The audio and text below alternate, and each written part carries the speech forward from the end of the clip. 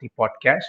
And this is going to be a very interesting one because we're going to talk about, we're going to take a larger view of the hits and misses that remote first organizations and return to office organizations have taken. Pradnya is a leader in this space. She's been working with multiple clients in this space, helping them make the transition. So, and she currently lives in the US, so she's working with global customers across the board. So it'll be very.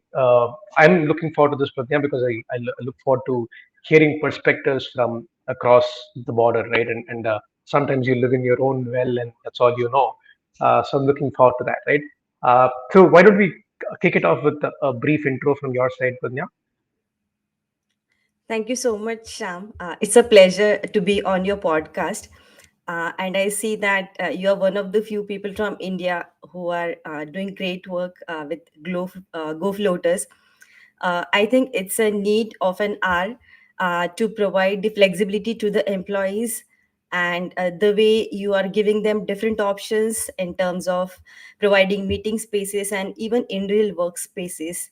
I think that's what we need to make the Right, future of work successful. right. Yeah, so Thank briefly, you for that.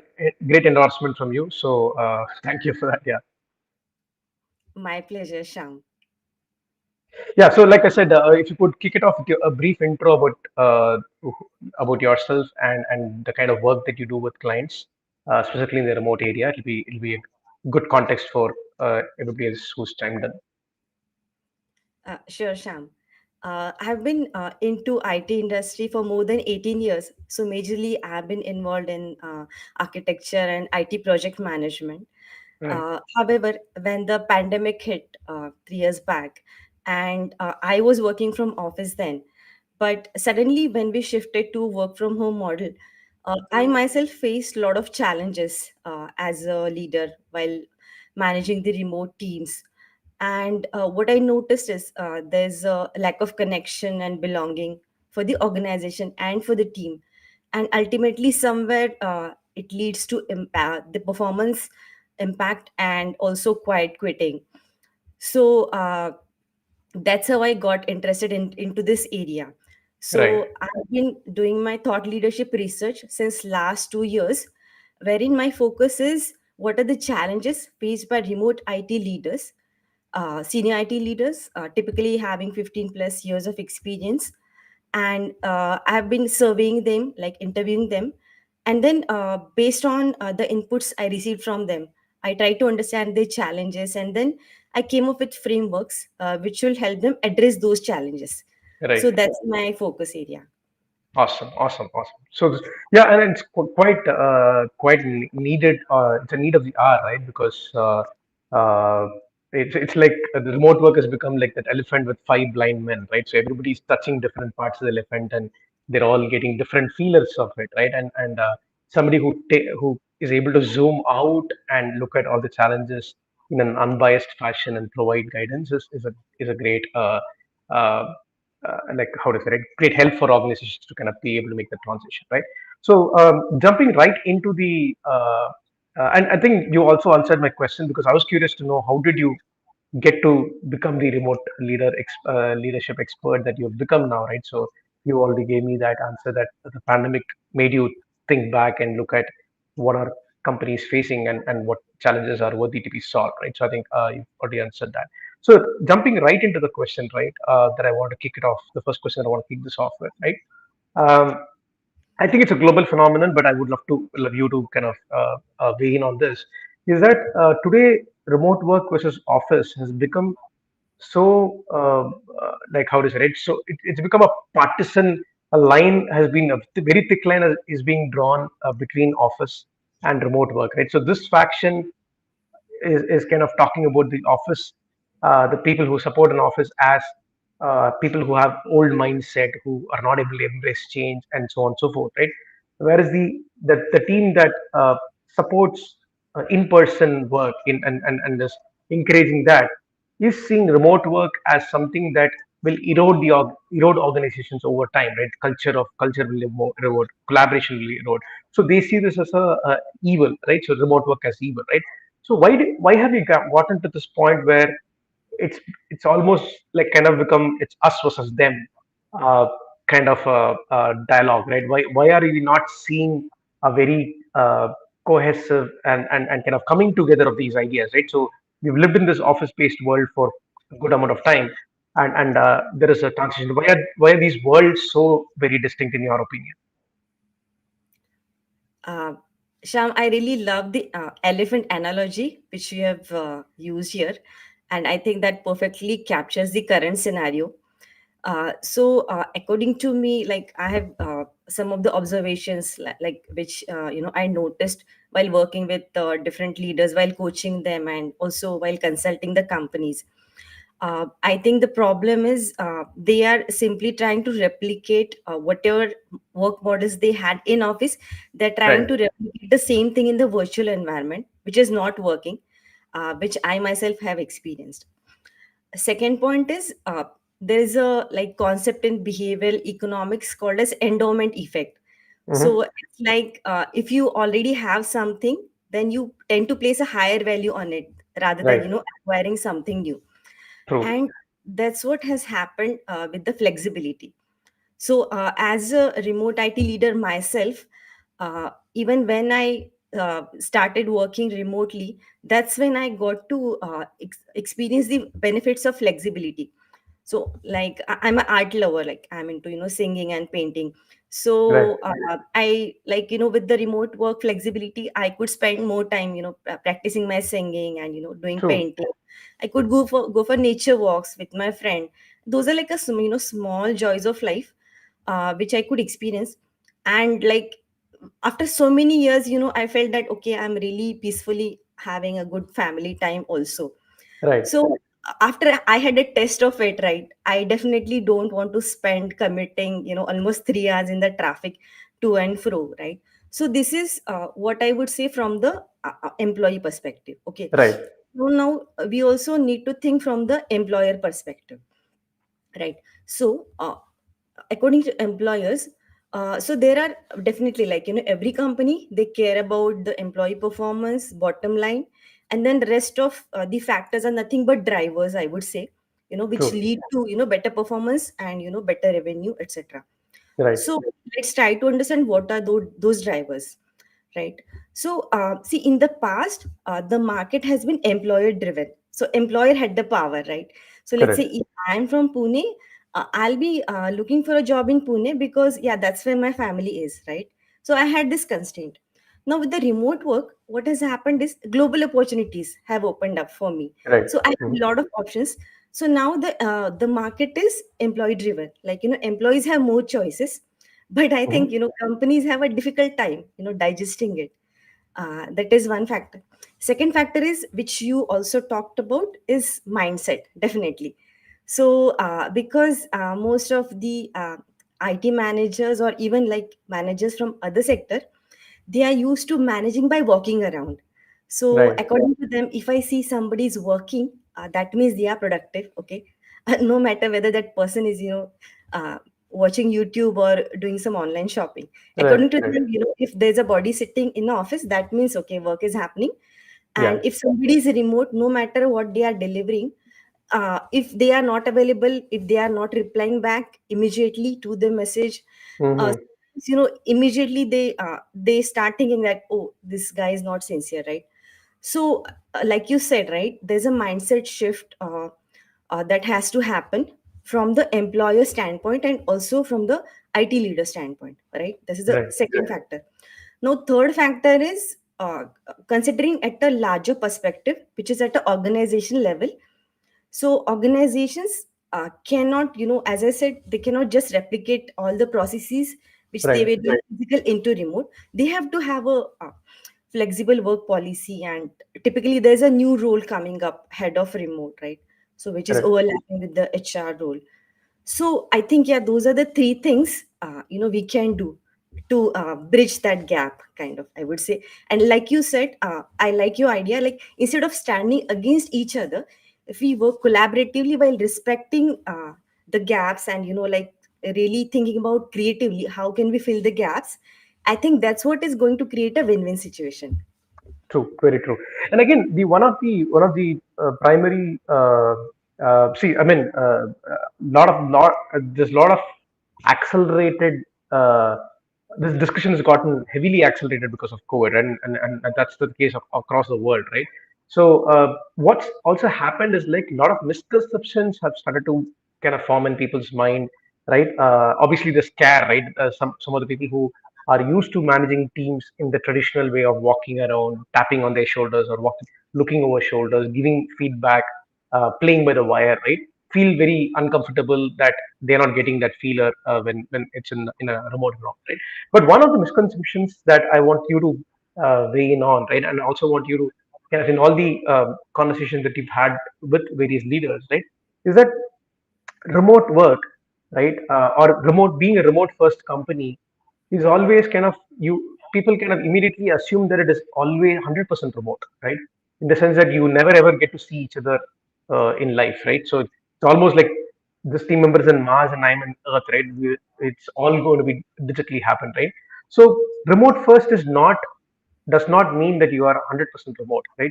Remote first is that your thinking, your processes, your knowledge base, the way you do different things in the company, from onboarding to offboarding to hiring, everything assumes that by default you're going to be remote, right? But doesn't mean that you have to be remote all the time, right? So, and many companies have been publicly talking about, like Doist, for example, they talk about how they do their yearly offsites and how they do different kinds of meetups in different cities and all that. So, while some companies have understood that, so why do you think that this misconception has become so strongly etched in many leaders' mind that they immediately assume that remote means no physical uh, in-person interactions at all? What do you think that's kind of become the biggest misconception that we have to clear the air on? Yeah, that's a great question, Sham. Uh, so I think here it everything boils down to lack of connectivity, because why we want to meet somebody in person, because we want to have a closer and meaningful connection with them, right? Right, That's the right, goal of being in person, and I believe that's what most of the companies are trying to achieve when they are asking people to come back to office. See, their goal is to foster better collaboration and, like, better connection between teams, so that there's a better bonding, right? That's their idea. But then here, like you said, remote first does not mean always remote. So definitely we need to create opportunities wherein we give people a chance to be together in person as well. mm-hmm. And there are different ways of doing it. Like you said, right, companies like Doist and other companies, so they have been trying to arrange the events like every quarter or so, wherein they gather the employees, have some meaningful activities.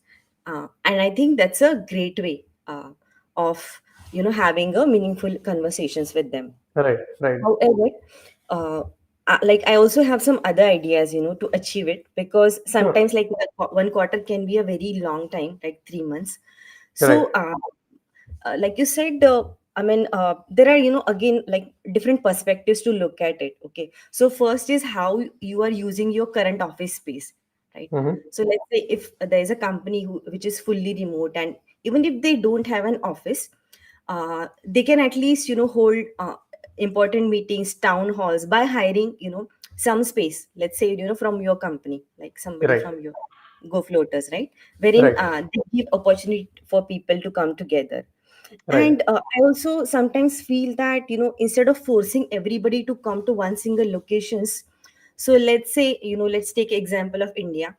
mm-hmm. Let's say your team is distributed across different states, then Right, at least you can have people from Maharashtra come together, right, once in a month for some event, right? right, You can have some team building event from them. Let people from those respective states be together, right? Instead of forcing everybody to travel to one single location. So I think that way it will be convenient for them, because they belong to a same geographical area. They can meet more frequently, have a better bonding, right? right, Even if they are not from the same team, at least, like, you can create some belonging for the organization, right? That is one right, way of doing it. Second is, I believe we can really create meaningful connections even if we are remote. I'll tell you, like from my career, most of the best of the bosses that I worked with, and whom I had a great rapport. So they have been like from other countries. Some of them which I never met them, like some Mm-hmm. from US, UK, right? So we have been always like talking remote. So I think there are other factors which we need to focus on. Okay, so see, in the past, the management was all about, like logic, and they would say, okay, you should not talk about feelings and all, right? But see, we need to understand that as a human being, first we connect. If we can connect emotionally to something, we Right. feel more invested, and automatically we are engaged. Automatically we are productive, right? Right. So I Correct. think there is a certain shift that has to happen in the management approach. Okay, so True. instead of forcing people, right, that to come to office on certain day, or uh, uh, certain time, what the employees can do is like think about creative ways. Okay, how can you connect with them emotionally? How can you have your employees invest emotionally in your team, in your leader organization, Right. right? Right. And for that, it's a very like deep subject, I would say, because if you really want to connect with somebody, you have to know their personality. So it True. even starts from the onboarding, like when you onboard the employees. Okay, everybody is doing the technical test, but do you know what is the type of personality that some individual had? Do you know Right. what are the core values, right? Did you take time to evaluate whether those core values match with your company or not, right? Whether True. they True. connect with your mission and vision or not. So I think, yeah, they have to think at a deeper level now. Right. Yeah. No, fair, very fair point, right? I think, like I said, uh, it's not a binary thing, right? It's not you can only do it this way, you can only do it that way, right? In fact, quite coincidentally, you mentioned a few ideas of city level meetups or state level meetups, smaller in more frequent things, right? And in fact, I was one of the questions that I was going to ask you. You also answered that question along the way. Is that some of the companies that we work with, right? They one of the companies does something called micro meets, right? And micro meets, it's a once a week city level meetup, right? Who's in the city, happens to be in the city, doesn't have to be employed in the city, can drop in, right? And it's not obviously mandated, so they drop in, right? So even if you're able to get a quorum of 8 people, 10 people, it's still much better than not being 100% remote, right? So that is number one. And another company, what they do is like they do once a month they do a co-working day, right? Where teams in different cities assemble in different co-working spaces, right? And they have their own city level activity, but then they also try and do, let's say, a virtual town hall where everybody is together in different conference rooms and they're able to hear a leader talk about uh, what strategy changes they are making or what kind of updates they want to kind of give, right? So, like these shorter, I mean, higher frequency but shorter duration meetups, right, where it's just a day, right, or just a few hours in a day. Those many companies have started to deploy as a mechanism to, number one, a lot of people who are fresh out of college or new joinees, right? They find it a little difficult to place themselves in a new organization, right? So for them to get introduced to what the company is about, what the teams are about, what is the culture in the company about, right? How do the dynamics of the teams work in that company, right? For them to kind of get to know that, and secondly, for them to feel part of this larger vision mission that you talked about, right? Hey, I'm part of this company that's trying to achieve this, is something that I think many companies have started to do. I'm kind of quite uh, thankful that you kind of mentioned those as ideas, right? And do you see a lot of companies doing this in the companies that you work with? Are you seeing them embrace? Because what one of the questions that I often get, and I think you partially answered this question, is like, hey, uh, if I do city level meetups or geography specific meetups, the people who are coming together may not be from the same team. What's the use of it, right? What is the use of a product team guy meeting a marketing person, right? I'm trying to increase the collaboration within the product team. I'm trying to increase the bonding within the marketing team, right? What's the use of the marketing team, and because the teams are spread out, right? What's your opinion on that? And I think you partially already addressed that. even if they're not from the same team, there's still a lot of value in people from different teams within a company meeting. But then I also want you to take some anecdotal examples of companies that you work with and how they are implementing this and what kind of benefits they are seeing from it. That's a very practical challenge, I would say, Sham, and that's where I think most of the companies are grappling. And that's what I observe. And like you said, right? I see there are two perspectives here. One is a strategic perspective, and other is an organic one. So, Right, strategic perspective is like definitely you want your product management team to be together, right, at least once in a month, where they have this collaborative discussion. And I think companies are already doing it, by right, having people come together on certain days, and even like some of them are remodeling their spaces so that into the studios wherein people can have a collaborative kind of an engagement. So I think some of the companies have already started doing it, right? So that's a strategic part of it. Okay. right. So second aspect, which I think very few companies are doing, is an organic one. Okay. Okay. So I'll Hmm. give you an example. So let's say you and me, we are on a product management team. Okay. So yeah, we are supposed to work together, as a colleagues. But let's say I love music, you love cricket, somebody Right, else loves music. right, So if I can connect, maybe I'll connect more with the other person who loves music, right. because True. I'm a human being, right? So if like my interest match with somebody, then I'm like I can easily connect with them. Right, But it's like, instead of forcing me to talk to only you, if my company gives me an environment where I can freely connect with people who are interested in true. music, I feel that as a human being, I feel that okay, I'm getting the freedom wherein okay, I can express myself, I can connect with like-minded people. That is going Hmm. to put me in a positive state of mind, and then I am more likely to listen to your strategic thinking. Then I'm more True. likely to connect with you as well, Sham, because yeah, we are supposed to work on this.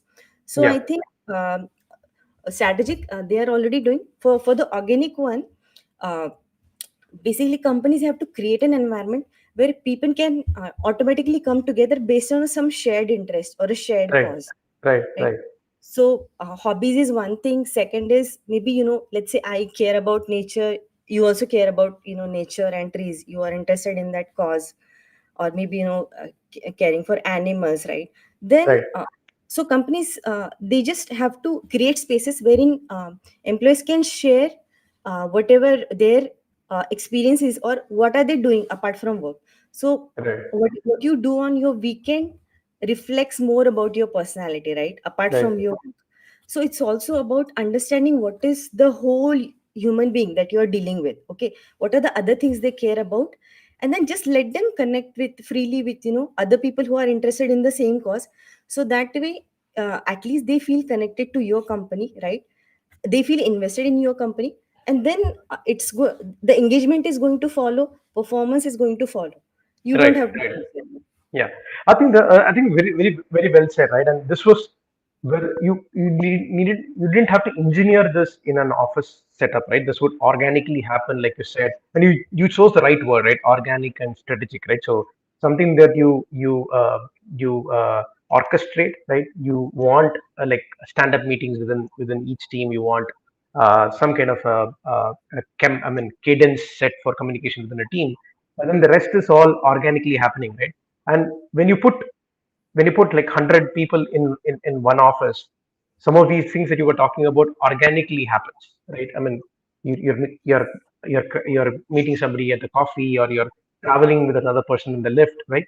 So you organically start to make these connections, or you get introduced to different people by your team members, and those happen, right? But in a remote setup, even these organic things will have to be orchestrated to some extent, like through these meetups, city level meetups, or uh, within a state level meetup. So basically, you have to consciously bring people together, because they are otherwise not on the same Zoom call. They're not otherwise on the same Google Meet call, because work is not bringing them together, or that way, right? But other aspects of social connectedness are bringing people together. So I think that that's a very valid point, right? And again, since you said like a lot of these companies that you work with, they are struggling to kind of re-engineer or rework on, like they're trying to retrofit or they're trying to fit their office-based processes into the remote world, right? Can you take some examples of what companies get wrong usually, right? Of a company that's transitioning from, or I mean, traditionally has been an in-office company for a long, and you said there's an endowment effect that everybody in the company has, right? Not just the managers, even some of the employees. In fact, if you read some of these surveys during the pandemic time, a lot of employees felt that they are not contributing as much, right? And they overcompensated by working late, and then that led to stress and loneliness and so on and so forth, right? So across the organization, that endowment effect exists, right? So how are you helping companies do this transition? What are they? If you say like these are the three things I see a pattern, right? Companies that are transitioning from in-office culture to a remote first culture, these are the top three things that they get wrong, right? And this is how they could go about identifying, first of all, that this is something that they're doing wrong, right? First is to know that you're doing it wrongly for you to take conscious efforts to fix that, right? And then how are you helping them fix it? Sure, Sham. So, I think the step number one is, first, the companies need to think about their policy. Okay. So, if depending on whether they are going to adopt a full remote model or a hybrid model, they have to think about each workflow, as in how it will happen, in a full remote or a hybrid manner. If I'm transitioning from physical office to a remote and hybrid space, so basically they have to define the remote playbook, right? That Mm-hmm, is number one. And it's a when we they do this exercise, uh, we need to align all the department heads, wherein, like, they'll have to tweak their ways of working. So mm-hmm, how you want, the information to flow between different departments without any human intervention? How can mm-hmm. you make it so easy to access it digitally, so that, people just, connect automatically with each other through the workflow? And the Okay. funny thing is, actually, if when they really do that exercise, they find their workflow becomes more efficient, and, the things which used to take few weeks, now they are done in few days, right? Mm-hmm, So onboarding is one of the examples, I would say.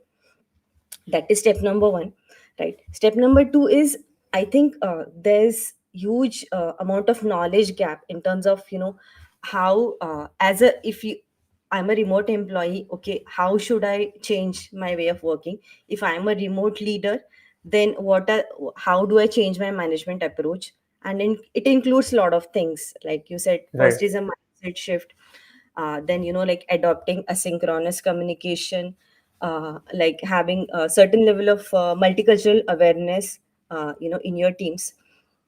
So that is the second one. And third is, even from the employee standpoint, see, employees, sometimes you just, ask them to, work remotely, but then remote work also comes up with its own challenges, right? right. For example, people struggle staying organized, they struggle with the staying focused, because they have so many True. distractions, right? All mobile apps and Netflix, everything.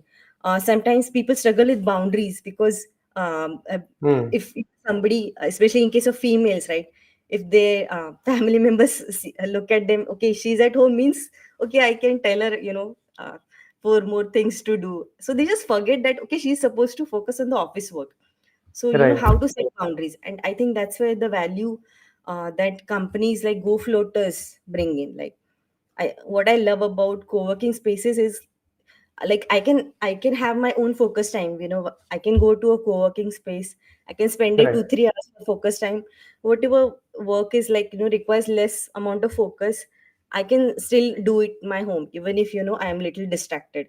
Right. Right. So there is, like, we need to help the employees understand, okay, what are their focus times, what are their, like, how's their energy level during the day, how can they maximize it, right, to achieve better productivity, how can Right. they set better boundaries.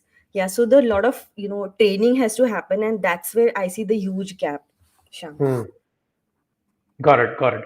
I think that's like the point that you mentioned is like every process that the company follows, right? For it could be like something from starting from uh, how the design team works with the technology team, or how the marketing team works with the product team. Right? Every process there has to be coupled from the fact that they are not. I mean, without the assumption that it has to be digitized in a way, right? So that being present is not limiting the process. Right? Not being present is not limiting the process. I think relooking at every aspect of it kind of is important, and it's not an easy thing, right? So it's not an easy thing for you to, if you've been doing the same thing for like the last 10 years, it's not an easy thing for you to kind of step back and not be involved, and then relocate at everything from uh, the level zero, right? And say that this is how my new process is going to look like, right? For, let's say, getting an approval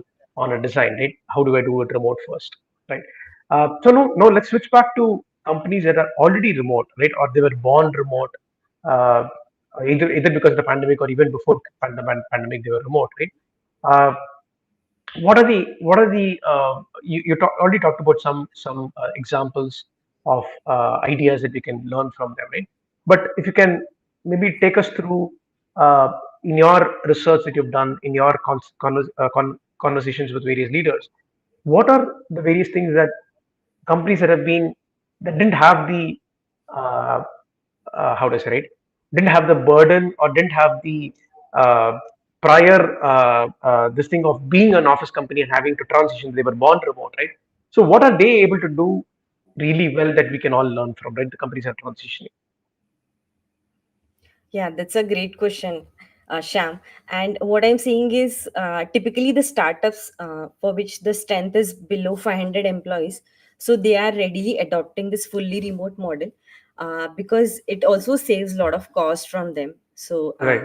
which goes into office space, so they can really invest that money into their business and for the employees.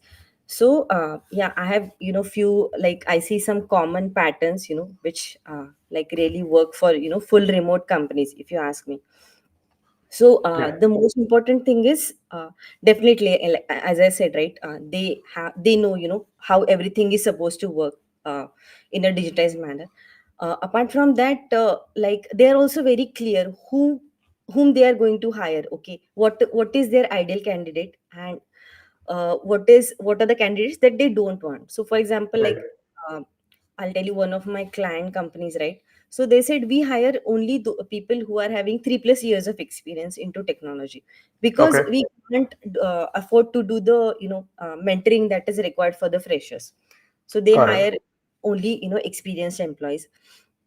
And like most of them, they also have certain softwares, right, which automatically, like, may, they softwares like GitHub.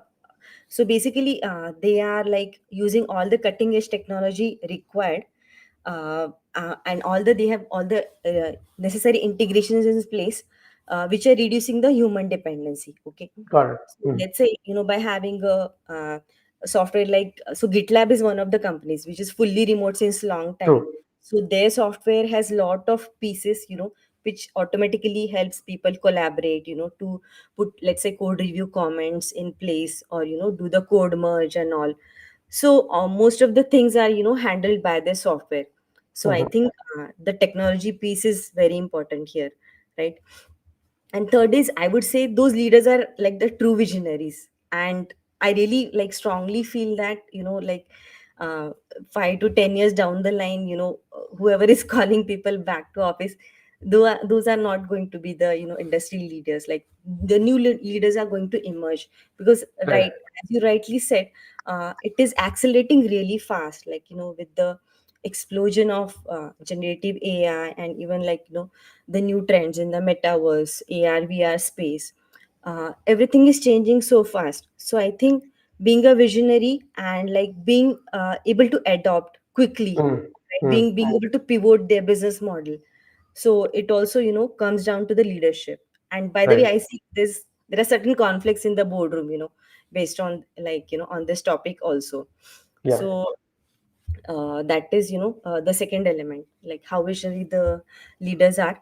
And then the third element is, do you really listen to your employees? So see, if you really want to make it work, then you have to It has to be, see, we can't go top down. So traditionally, what has been happening is, okay, the order comes from top, okay, the executive True. committee will decide something, then middle management will implement it, employees will follow. That's the traditional model. So now the employees are like rebels, right? They are like, oh, Right. I want flexibility. If you are not giving me, okay, let me go back somewhere else. So now the approach has to be bottom up, as in you design service, you listen to your employees, you understand what are their needs, and then see, okay, how much percentage of employees, okay, want flexibility, and what are their roles. So employee role is another factor, like, because not Right. every role can be remote, right? So based on that, based on your survey results, you can have a team level approach, wherein, like, let's say, even if you are going hybrid or remote, can't just enforce same rules for, All across the the whole teams. team. Right. So Right. what works for each team, you have a Right. team agreement, and then you have them work, and then, you orchestrate it at a high level. So that's where, the role of head of remote comes into picture. Right. Right. Super. I think these are again very valuable. I mean, a lot of insights in terms of how are such leaders approaching work, right? And how they're approaching. Like I think what you said, example, the first example you took in terms of hiring the right person, right? Having a clear idea of what kind of people would fit in into your company and your way of working, how their core values do they. I mean, one of the people that was in this podcast that you're talking about, right? So they were trying to measure it, how because trust is an important part of being a remote first organization, right? So is trust a core value that this person imbibes, right? And how communicative is this person? Because in a remote first environment, you also have to be very communicative, right? You have to be very clear in what you want if you're dependent on somebody else to give you something, or if you've done something and you pass on, if you're passing this parcel from your table to another somebody else's table, you have to be again clear of what you want the next person to pick it up from, right? So looking at communication skills, looking at, and I think the other, probably one of the other reasons I can probably imagine why this one company that you talked about is hiring 3+ years of experience is like a lot of remote leaders that I've spoken to, they really feel that uh, somebody who's new to working, right? Forget about new to the organization, but somebody who's fresh out of college and is getting their first job, right? They lack the sense of what it is to be a part of the team, right? They lack this understanding of how a company or a business functions, even in the basic building blocks of a team, and basic building blocks of what are the etiquettes, what are the procedures, what are the do's and don'ts, right? They don't know, they don't realize that because they're transitioning from a college life to that of a corporate world or a business world kind of a life. So I think by consciously this company maybe is kind of skipping that challenge and saying that I'll hire somebody who already has work X, so they know what it takes to work in a team, what are the give and takes that has to happen, and the dynamics that the team within the team that they have to go through. I think that so those are all very interesting ways and leaders with which leaders are solving different problems, right? Uh, so and then coming to the last bit of what I want to kind of understand, right? And again, I start off this with uh, this session with this question: is that being somebody who is working with global companies, and you're right now in the US, so you're observing, obviously closely observing what's happening in the US. In fact, many companies that have flipped over, right?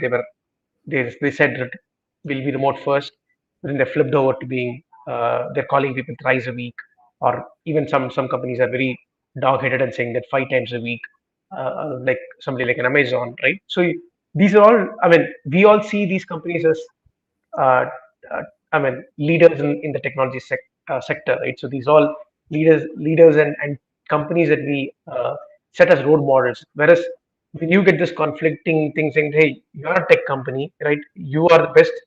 You are best positioned to figure out how to make remote work, right? But yet, in spite of that, you're calling people back to the office, right? And not giving consideration to the employees' freedom and free will and all that.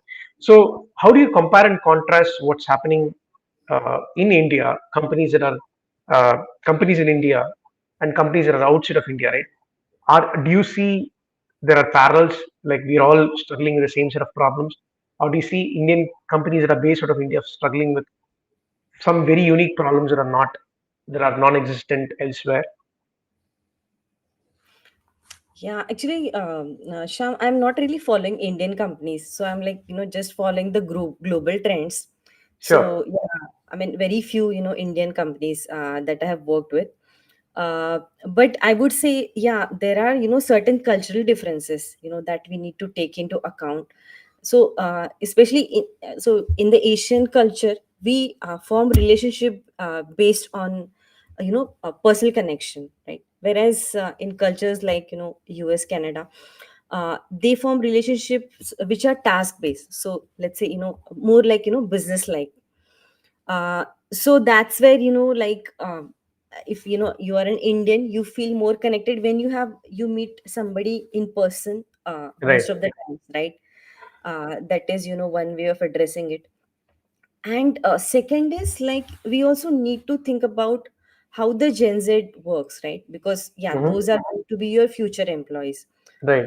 So see, like I have been working since long time. So when I started working, things were totally different.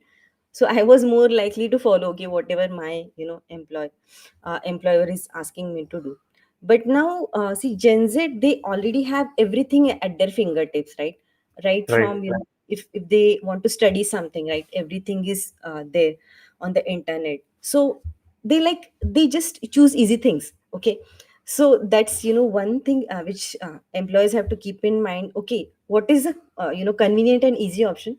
That's what Gen Z is going to choose, right? Mm.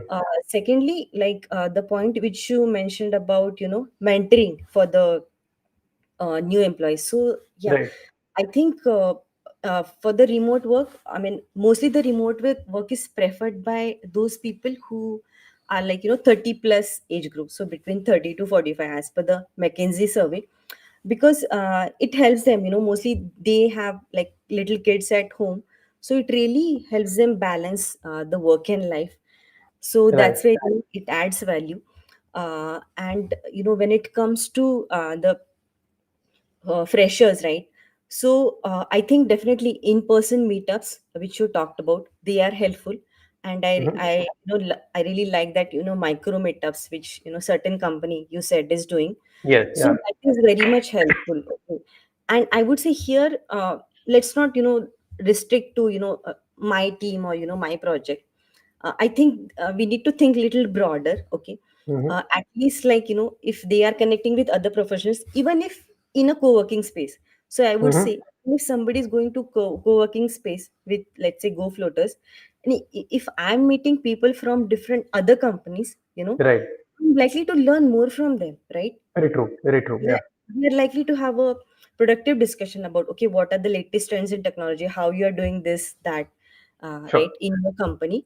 So that is going to give me a broader perspective. But then here the element of trust comes into picture. Like, do you trust your employees enough? Do you give Right. them that space and freedom wherein they can go and explore it, right? And Hmm. third thing is there are ways where you can enable the growth of the employees, even if they are not in person. So let's say if like and like I have talked to a lot of freshers who are like initial 2 years they didn't go to office Hmm. directly into their third year. That's when they met their Right. team for the first time.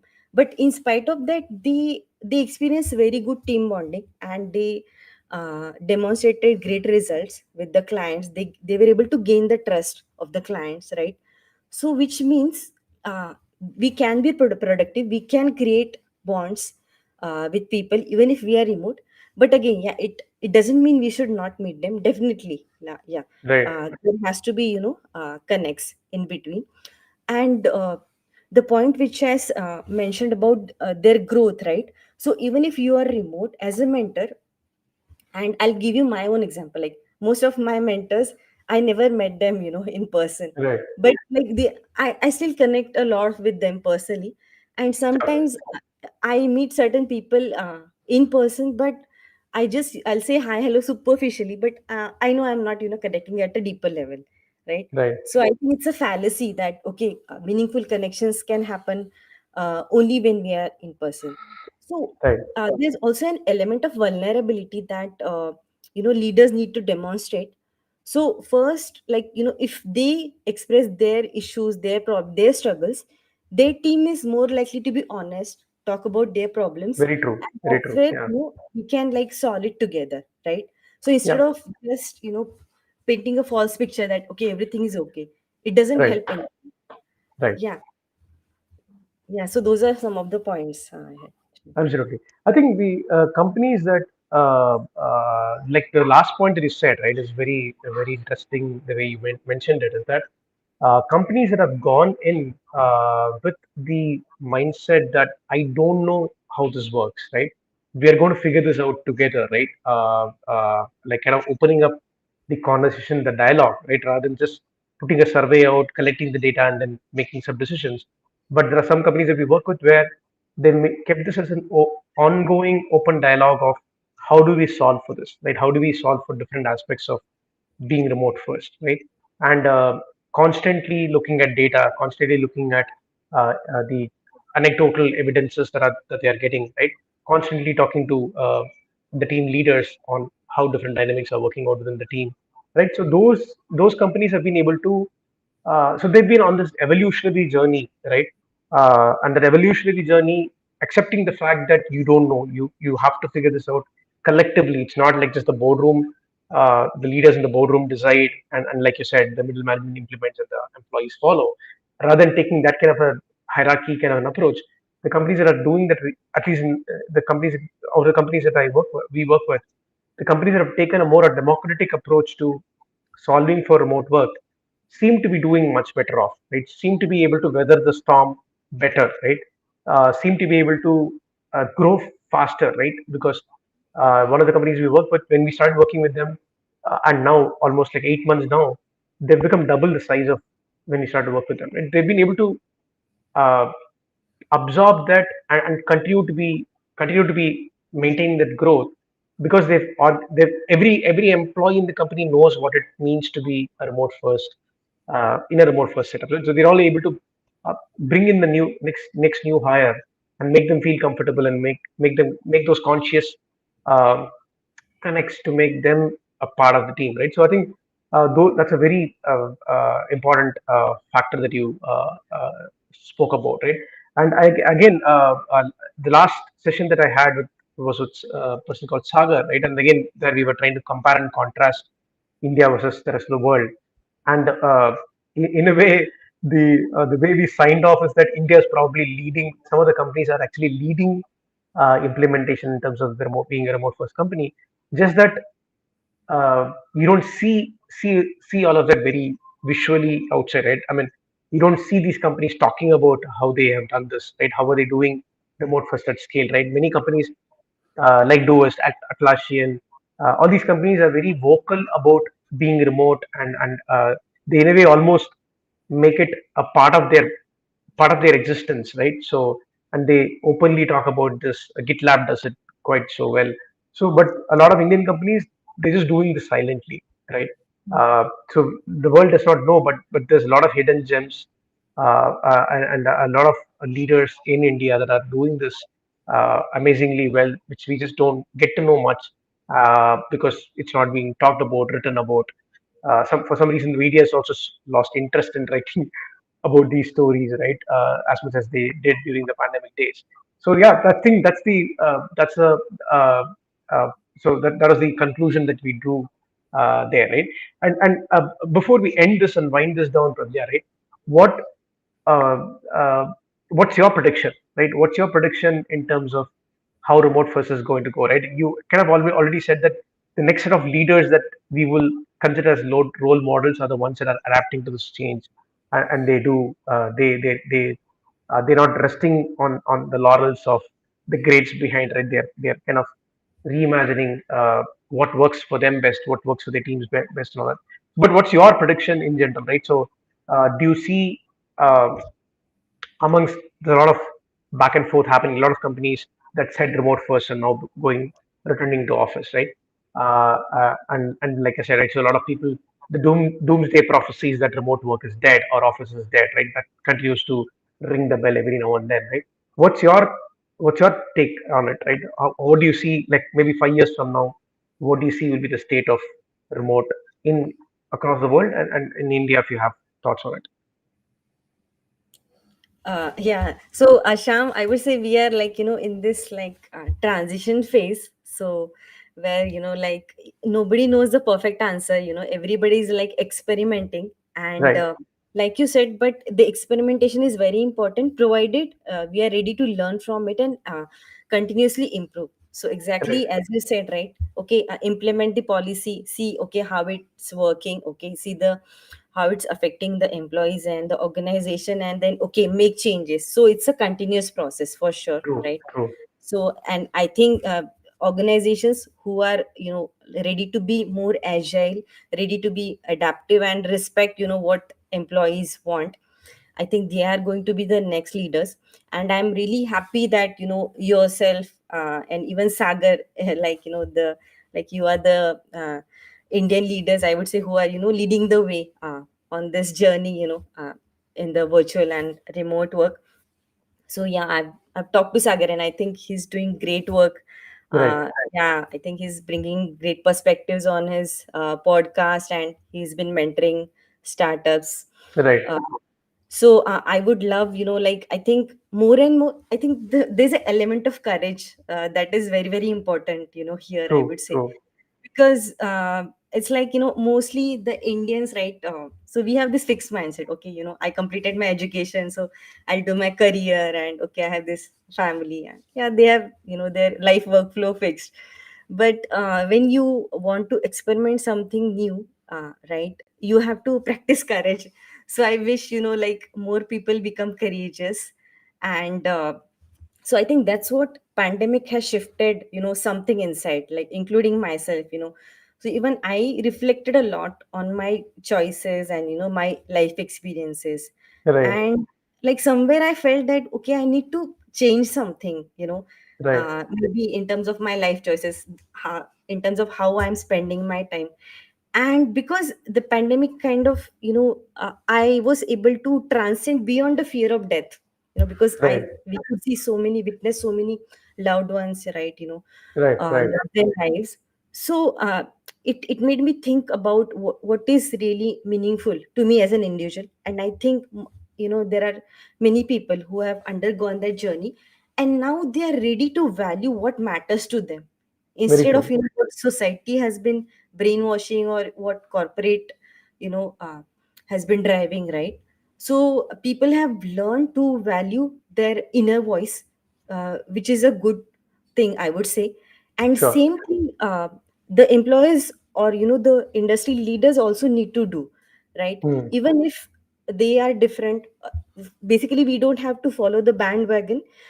If we can show the courage to experiment with new ways of working, we are more likely to be successful. And sure, like, as you know, right, no matter whether we want it or not, the revolution is coming. So it's, the major shift are going to happen. But yeah, it's like, okay, if you are not adapting to it, then you are not going to exist, right, few years down the line. And I definitely see, if you ask me about my prediction, I think there'll be more gig workers. Like, people will do a lot of side hustles, because mm-hmm, remote work will give them, that time and space wherein they can do something that they mm-hmm, want to do, that right, interests them, right? More likely to be engaged in other pursuits also, creative pursuits, right? sure, Apart from their work. Second is like this. Maybe right now it's. I mean, again, it's a controversial topic, moonlighting, right? But I mm-hmm, see in future people might have their side business, apart from their regular job. That's what right, I can predict.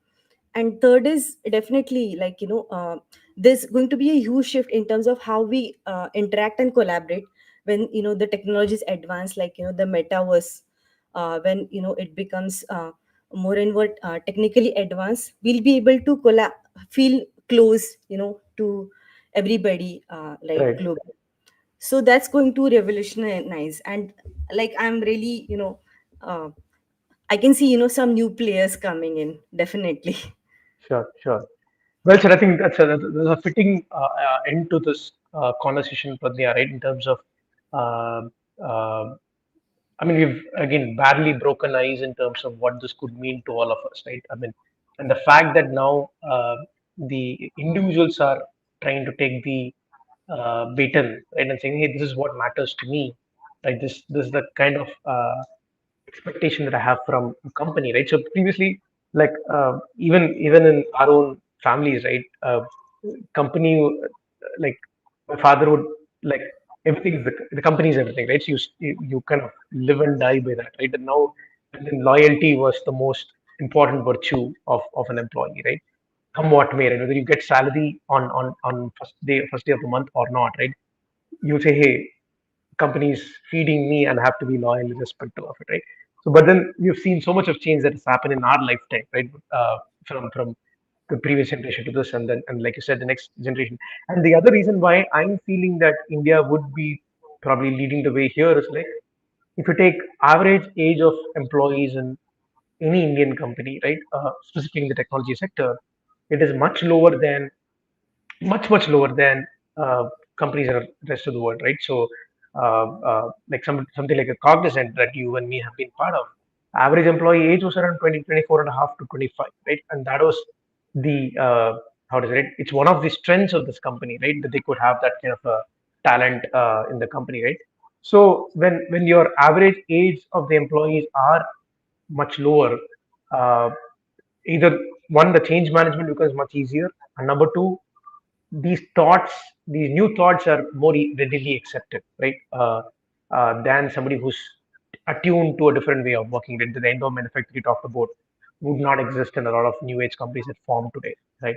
So I think I'm looking forward to how that shapes up, and I truly feel that uh, India and other countries where the average age of workforce is much lower will have the cutting edge over the rest of the companies that will take a little longer to adjust and shape themselves up for the future.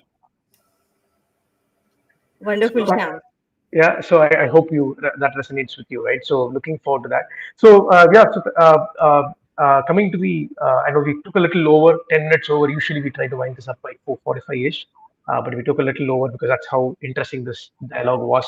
Pradnya. So thank you once again for joining me. I know this is very early in your day, 6:30 a.m., 7:30 a.m. in your day that you've joined this one. Uh, uh, so thank you for that, and thank you for sharing your perspectives on this topic and your experiences working with various leaders on this topic, and some insights that you were able to share with us from the anecdotal experiences from working with different companies. So thank you for all of that, and I truly enjoyed this conversation. Got to learn a few more things, and like I said, right, the courage part of it is something that is probably understated, right? We don't say that as much, uh, right? But yeah, I think that courage, being a startup, courage is all that runs. It gets you up every day morning and keeps you running, right? So, but we don't explicitly talk about that as much. So thanks for reminding me of that towards the end of this conversation. Thank you, Sham. It's my pleasure. I've truly enjoyed this conversation. My best wishes to you and GoFloaters. No, thank you, and this is to you as well. Like I said, we need a lot more voices to document uh, the best practices and all that, right? So, in a way, we've like collectively we have to write the playbook on remote, right, and document these stories, document the best practices, so that I mean, each company is not like figuring out this from scratch, right? They have some place to start from. So, thank you for being that voice, champion of remote work. Thanks, Sham. Have a great day. You too. Thanks. Bye bye. Bye.